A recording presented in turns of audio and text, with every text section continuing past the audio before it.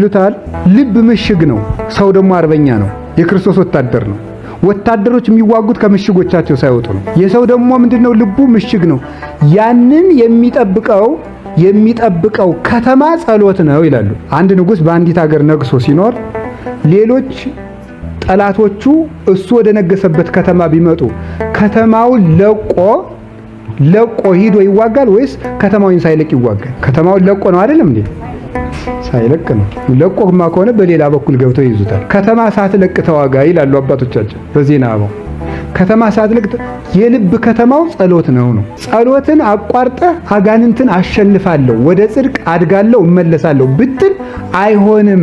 ቤተ መንግስትህን ለቀህ እየተዋጋ ነው። ከተማህን ለምን ትለቃለህ? አጥር ነው። አጥሩ ከፈረሰ ቤቱን ነቅንቆ ማፍረስ ቀላል ነው እና የህይወታችን አጥር ጸሎት ነው። ስለዚህ ሁላችንም ወደ ፈተና እንዳትገቡ ምን በሉ ነው ያለ? ተግታችሁ ጸልዩ ነው ያለ።